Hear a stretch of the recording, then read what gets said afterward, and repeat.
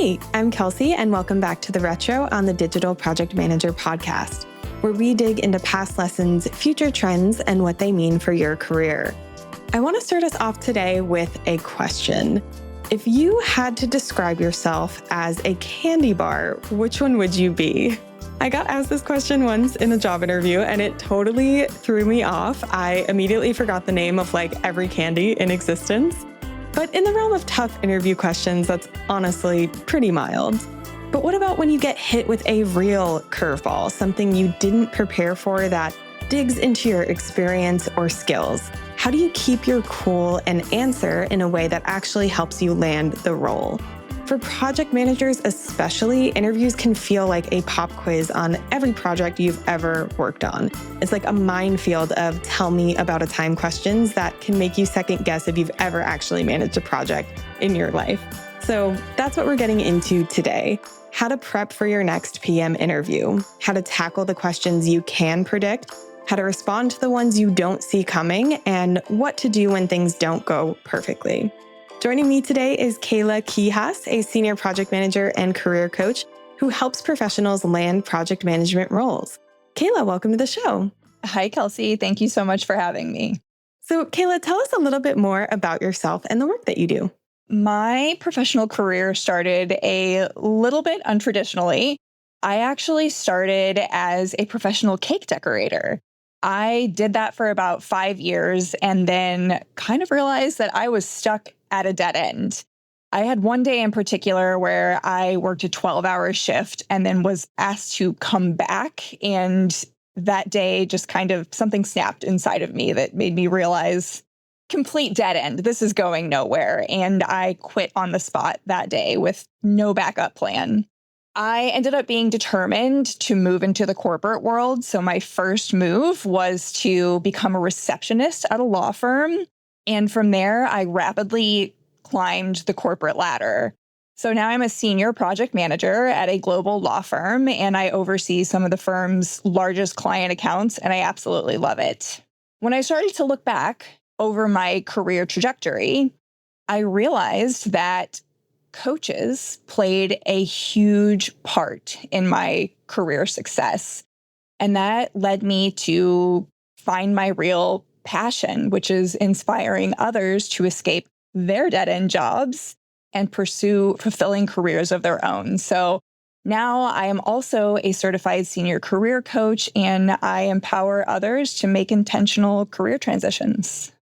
That's such an interesting backstory, and we're really excited to have you on for this episode, which is all about curveball interview questions. So these are questions that by definition you don't see coming, but I do want to challenge that a little bit. So what are some of those not so common, challenging questions we can expect to get asked in a project management job interview? That's a great question. And before I dive into specifics, I really think it's very important to zoom out for a little bit and talk about why these kinds of questions come up. Because curveball questions, they're not about content, they're about character. Hiring managers use them to see how you think, how you lead, and how you handle pressure when things fall apart, which is exactly what project management demands. So when someone throws you a question that catches you off guard, what they're really doing is watching for something deeper than what is shown on your resume. They're looking for who you are under pressure because that's what they're hiring for. So are you someone who can stay calm when things go sideways? Can you think clearly when you don't have all the data? Can you admit what you don't know without getting defensive? And can you adapt on the fly, making smart calls when the plan has to change? Because in real world project management, that is the job. So you asked about specific curveball questions. I really see these falling into two categories. One category is where you've never faced the situation before. And another one is where you have faced the situation, but the story doesn't make you look great. So I have a couple frameworks for these, and I'm sure we're going to dive into those a little bit as we flow through the conversation. Yeah, absolutely. I love that framing of this and the way to think about it of if you're in the project management career, you probably have a lot of the skills you already need to answer questions that might catch you off guard. So yeah, let's get into it. Tell me a little bit more about the framework for answering these types of questions and preparing ourselves for them ahead of time. Yes. So I think preparing is really key. The best preparation isn't about trying to guess every single curveball question that's going to come your way, because you're going to drive yourself nuts if you try to do that. Like, who would ever think, if you were a candy bar, what kind would you be? Like, you're Right. you're never going to come up with that. So in this world, you're just going to drive yourself insane. So what I encourage my clients to do is come up with a story bank, at least 6, possibly more. That's the bare minimum. So when I work with my clients, I give them what I call project management flashcards. And these flashcards have them come up with stories around certain themes. Successes, for sure, but also failures, times you've had to deal with conflict, times you managed risks, things that show how you lead without authority and how you deal with ambiguity. And these stories, they are flexible enough so that you can use them in multiple ways. So that's really where you want to start, is having a strong story bank. And then when you have that, mapping those to a few key traits. So one story might demonstrate leadership and problem solving, whereas another one might show emotional intelligence and adaptability. And then you practice thinking out loud. That's the next key step, because curveballs aren't just about content, they're about how you process under pressure. And I guarantee you that's what that candy bar question was all about. They don't care what kind of candy bar you are. They care about your thought process and how you think through it and what happens when you're presented with a question that is just completely out of nowhere. So practice explaining your logic step by step so that you can stay grounded even when your brain says, uh-oh. So if you prepare like that, you're not just memorizing answers, you're building a range. So that's just general preparation. But I do have 2 very specific frameworks that we can think about. So one of them is for when you really don't have a time, right? This classic interview type question is, tell me about a time when. And that could be considered a curveball if you're like, oh my gosh, I don't have a time when, right? Or there's the questions that are designed to make you look bad. What is your greatest weakness? Tell me about a time you failed, things like that. So I have 2 frameworks. The first one is designed to deal with these questions that you don't have a story for. It helps you gracefully navigate that situation while still showing the traits that a hiring manager is looking for in a project manager. It's all about staying calm, reframing the question, and thinking strategically. And I've put it in a way that project managers will hopefully resonate with and not roll their eyes at.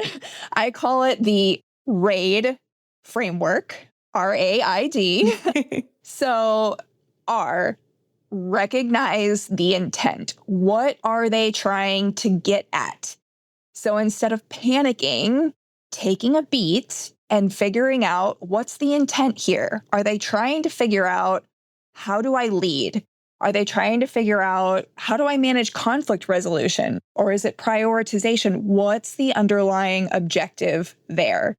So pausing and saying, that's a great question.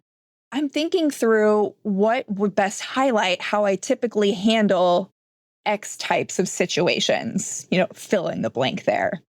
So that's the first step.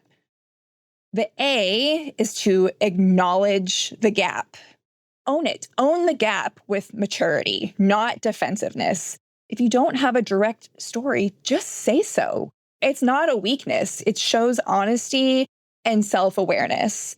Just say, I haven't faced that exact situation, but I've handled something similar that used the same type of skills. And then you do the I aspect, which is you identify the transferable situation. Pull a parallel story from your experience bank. You don't have to match it exactly. It just needs to be relevant. It shows that you're resourceful and that you can be flexible across different situations. So, for example, in one project, I had a senior stakeholder push back hard on a timeline. And while it's not the exact same scenario, it taught me a lot about managing up and holding boundaries. These are the things that it taught me. And then finally, and this is like that candy bar question you were asking, describe your thinking. Walk them through the mental process out loud. So this is the D, describe the thinking.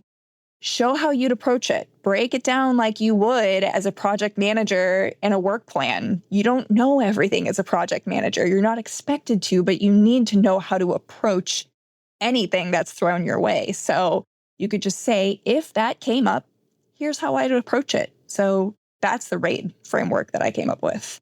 I love that. I mean, I think we can all relate to that moment of panic when you don't feel like you have a good answer during an interview. So being able to slow down and say, okay, RAID, R, recognize the intent, A, acknowledge the gap, I, identify the transferable story, and D, describe the thinking. I absolutely love that framework. Tell us a little bit more about the framework for that second scenario where you're asked a question that's sort of designed to make you look bad. For us, we think they're meant to make us look bad, right? That's what it seems like. But in reality, they're really trying to test how you think on your feet and how you handle some of these situations. So we don't know that they're coming, and they certainly hit like a gut punch sometimes. They're questions designed to see, how do you handle being human in a high pressure, high stakes situation, which, let's be honest, an interview is for some of us more than others, depending on the situation, right? What matters in these situations where they're testing you, it's not whether or not you've handled something perfectly in the past, it's what you learned from it and how you take that into your practice as a project manager moving forward. So how I have designed this framework is it's a post-mortem framework, which again, as project managers, we're very familiar with post-mortems and lessons learned. So post, P-O-S-T. First, you want to start with painting a picture. Give some context, just enough so that we know what happened. O, own the mistake. Own up to it. That shows maturity and emotional intelligence. Nobody's perfect. We all make mistakes. But if you try to dodge and point fingers, it just is a glaring red flag. S, show the impact that it had. I did this thing. As a result, here's what happened. And then T, turn the lesson into positive leverage. Show how you grew or the difference that it makes now. It's not about defending yourself. It's about demonstrating growth. And I actually have a really good example of this in my own experience as a project manager, if you want to hear it. Yeah, no, I would love that. So as a project manager, I actually behave much more like a program manager. I work with a lot of high-powered stakeholders with very strong personalities. And I one time forwarded an email from one of those stakeholders to another one, just with a quick FYI. And that was it. I was busy. I didn't think about it. I was just like, oh, this stakeholder needs to know. Boom, sent, FYI. That was it. To my horror, stakeholder number 2 reached out to stakeholder number 1 to put a stop on what she was doing and copied me and basically said, Kayla told me this, like, please stop what you're doing. And stakeholder number 1 was furious, to say the least. Like, it caught her completely off guard. And she lost a great deal of trust in me, trust that I had worked very, very hard to gain. And she made that abundantly clear to me in a lot of ways. So I gave it a little bit of time to cool off. And then I set up a video call with her. I worked remotely. But in a situation like that, it's very important to have as much human contact as you possibly can. And I came right out and I said, I owned up to the mistake. I said, I'm sorry. There was no malice intended, and I will do everything I can to earn your trust back. I opted for honesty and vulnerability in that situation. And she met me with honesty and vulnerability of her own, telling me that, and she was frank. She said, I hope you can gain my trust back and that it's going to take time and it's going to take effort, Kayla, on your part. Mm-hmm. We set clear guidelines around how she expected me to keep her in the loop going forward. And I was very careful to be sure that I followed those guidelines. Mm-hmm. And eventually I did earn her trust back. So this experience, while tough, taught me the importance of understanding stakeholder communication expectations early and that I act in accordance with that. So if you can see, like, stepping back, that is a time I messed up. I messed up badly, Mm-hmm. but I really did learn a very valuable experience from it. Yeah, I love that. And such a great example that I think a lot of listeners can probably relate to. And I wonder if, too, can you talk a little bit about some of the wrong ways to approach kind of a curveball question? Like, what are some of the mistakes, the challenges we should avoid in answering questions that might trip us up in the moment? Absolutely. Yes, I love this because most people don't realize that the biggest mistakes with curveballs don't come from the answer themselves, but it's how you approach it, kind of like we've been talking about. So I think one of the biggest mistakes you can make is panicking or freezing. You hear the question and they can see it on your face. You blank or you rush into a messy answer just to fill the silence, because when you're the one on the receiving end, the silence feels like forever. Right. And I get it, right? It's uncomfortable. But the best thing that you can do is pause and take a breath and buy yourself a little bit of time. A calm 5-second pause is better than a 60-second spiral. Mm-hmm. And the funny thing about pausing in conversations is it's actually perceived as more charismatic because it means that you're thinking about what they said. You're being thoughtful about it. So it's much better than panicking. Another thing, don't fake it. Don't make up a story or feel pressured to cobble something together. If you don't have the experience, own it. Use the RAID framework, come up with something that's parallel, and then just say, if I were in this situation, here's what I would do. How you handle it, that's a strength, not a weakness. Definitely don't ramble. Mm-hmm. Being concise and not rambling is definitely something that you want to be aware of. So that's why these frameworks are really helpful. And don't apologize. Being in uncomfortable situations, it's pretty natural to fill that space with, I'm sorry, or, oh gosh, I don't have an answer. Oh God, I'm so sorry. It's a human reaction. I'm sorry when it's not warranted. If you mess up, say I'm sorry, but I'm sorry when it's not warranted signals low confidence and that maybe you're not qualified for the position. So those are a few things that I would say to steer away from.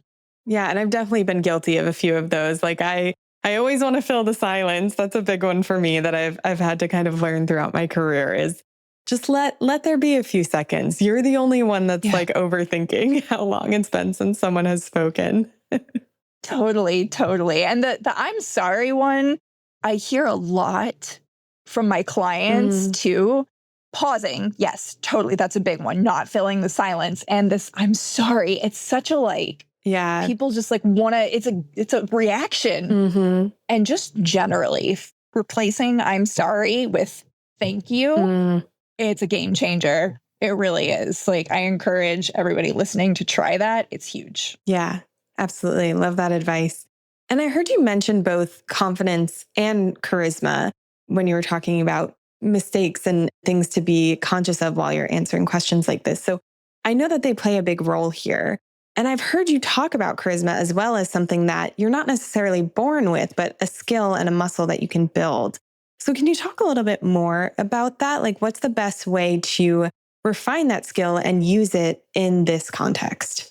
Absolutely. Confidence and charisma are absolutely huge in interviews. And that is, I think, what is fundamentally misunderstood is people think either you are born with it or you are not. And that is just it. And that is not true. They are skills. They're muscles that can be built, just like you go to the gym and you don't know what you're doing. But when you start somewhere and start taking that action, you build the muscles over time. And it's the same with confidence and charisma. I've worked with plenty of quiet, introverted people who come across as lacking confidence. And we come out of it. That's often something people say to me is, you help me gain confidence. And it's just practice. It's practice and giving yourself permission. So that is the equation. Confidence equals preparation plus permission. Preparation, knowing your stories, knowing your values, having the frameworks there that we discussed, and then permission, which honestly is the hardest of the two. Giving yourself that emotional permission to take up the space, to stop downplaying your experience, and to own your wins and your failures without apology. Mm-hmm. And then there's the charisma aspect. I think of this as energy plus intention. Charisma is not loud and it's not charm. There's two different words for that because they're not the same thing. It's the energy that you bring into a room and your ability to connect with people. In interviews, that means being present and not overly rehearsed. It means making eye contact. It means mirroring body language. It means speaking clearly and showing that you're excited to be there, not desperate, but engaged. So what about for people who don't have a ton of project management experience? How do you find that confidence in yourself during interviews?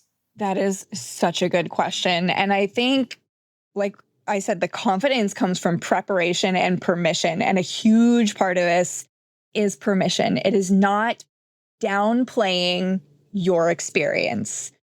So just because I was a cake decorator does not mean that I was not managing requirements and deadlines and quality. Like that's all I was doing all the time. And on very fast, high volume, high pressure turnaround situations. Now, looking back, I can see that because I didn't have a me telling me that. So I opted for a bridge job. I went from cake decorator to reception and then worked my way up a little bit. And honestly, for me, that made the most sense because going from cake decorator into corporate into a management position probably wouldn't have made the most sense. But it's owning your experience and recognizing that you do have value. You do have the experience. And if you need to talk to other people who are a little bit further along in their journey, do it. People want to help you. They really do. Find those people who are 5 years ahead of you. LinkedIn is amazing for that. Talk to them, hear their stories, connect with them. They will help you. And then as you find that connection with them and start to see your own value, start to see what you are actually doing that is project management, pull out those stories and prepare. So if you feel like during a project management interview that you've done a really bad job answering a question or two, what's the move? Like, do you reach back out to the interviewer? Do you do something in the moment? Or does all of that just draw more attention to it?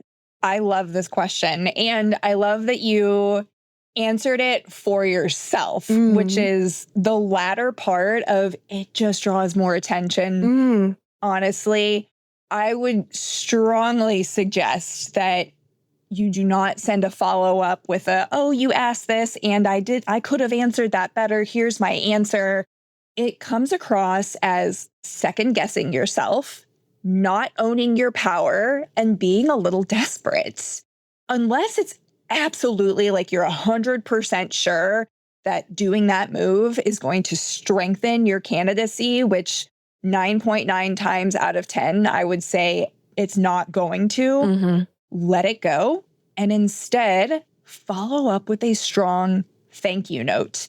And I hear people's eyes rolling right now in the future before this has even gone out about the thank you notes. But the amount of times that I have heard people say, oh, I don't get thank you notes anymore. So when I do, it really means something. Mm-hmm. It blows my mind that people don't do it to begin with. And then if it is strong and you draw the attention to your strengths and how you would be a good fit for the role, and then particularly if you bring up something from the interview that you thought resonated with you, then those are all fabulous things. I have acted in the capacity as part of an interviewing team. And when I get strong thank you notes, it's just like the icing on the top, particularly for an interview that did go well. But that thank you note, I cannot emphasize enough. Please, please, please do it. It's so important.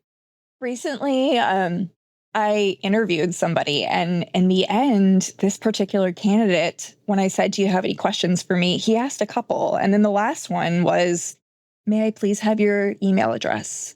Ooh. Right? And I immediately knew, I was like, oh, he's going to send me a thank you note. And he did. And the fact that he took ownership over that situation, did not put himself at the mercy of some recruiter or some third-party email finder. That was so impressive. That was just one additional, it showed agency. It showed taking control of the situation. These little things, they seem so small, but it's not how you answer the questions. Yes, it is important, but it's these things, the way you handle situations, that is important. Mm-hmm. Oh, I love that. We're just about out of time here. So Kayla, I have one last question for you. If you had to describe yourself as a candy bar, which one would you be? That is such a good question. And as I think of myself as a project manager, I am very good at dealing with all kinds of stakeholders and molding myself into situations and modeling my behavior based on the situation. So if it's a high pressure situation, adjusting myself to that situation versus where if it's just kind of like a day-to-day, just talking to people, moving myself into that situation. So I see myself as in a candy bar realm, a crowd pleaser. My perception of a crowd pleaser is a Kit Kat.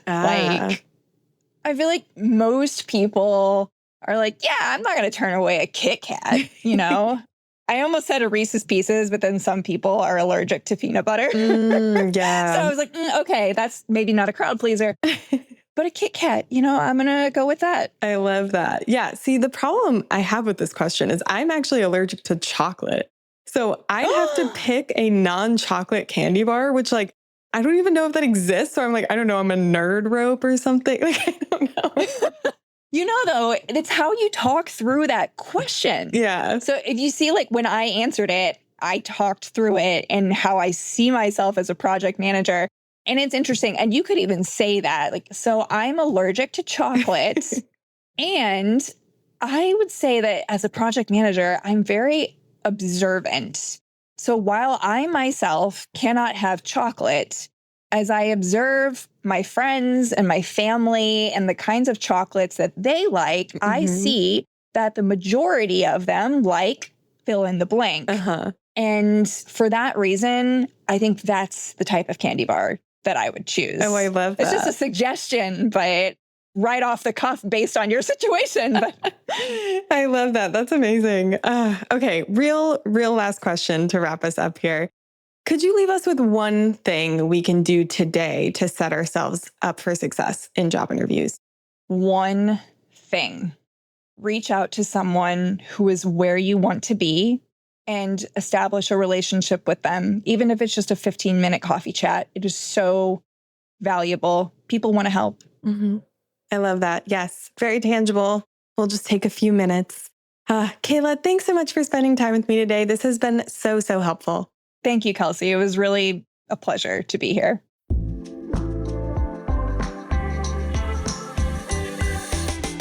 That's it for today's Retro. Be sure to follow the show so you never miss an episode. And if you want to keep the conversation going with a crew of 1,000 plus project management pros who get it, come join us at thedpm.com/membership. Thanks for listening.